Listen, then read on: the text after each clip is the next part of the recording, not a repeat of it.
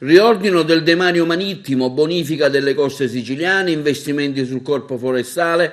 sono le misure volute dal governo Musumeci su proposta dell'assessore al territorio e ambiente Toto Cordaro, approvate dall'Assemblea regionale siciliana con la legge di stabilità. Nel dettaglio si parte con lo stanziamento di 700.000 euro per la messa in sicurezza di aree immobili del demanio marittimo potenzialmente pericolosi per l'incolumità pubblica e la rimozione dei rifiuti abbandonati. Previsto inoltre un contributo di 300.000 euro a favore dei comuni affinché possano dotarsi dei piani di utilizzo del demanio marittimo, cosiddetto PUDM.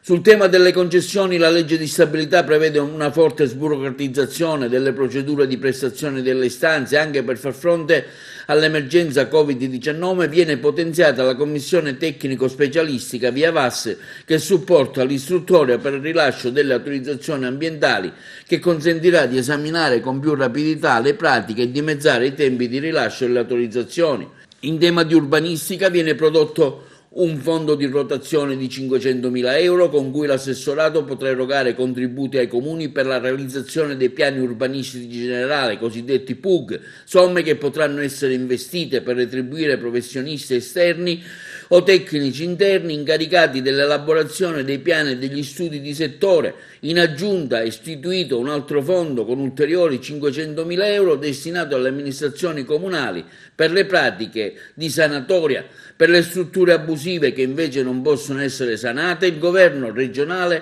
ha istituito un fondo con una dotazione iniziale di 500.000 euro con cui vengono concesse ai comuni anticipazioni senza interessi per le demolizioni. Un risultato di straordinaria rilevanza in tema di urbanistica, di ambiente e anche di corpo forestale.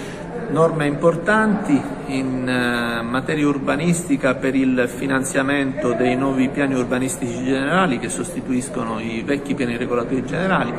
e anche per norme che finanziano i comuni con stanziamento di 500.000 euro al fine di eliminare tutte le pratiche legate a sanatori e soprattutto stabilire che ciò che non si può sanare, tema della certezza del diritto molto caro al governo Musumeci, va demolito con finanziamento in tal senso. Un altro articolo che prevede uno stanziamento di 500.000 euro per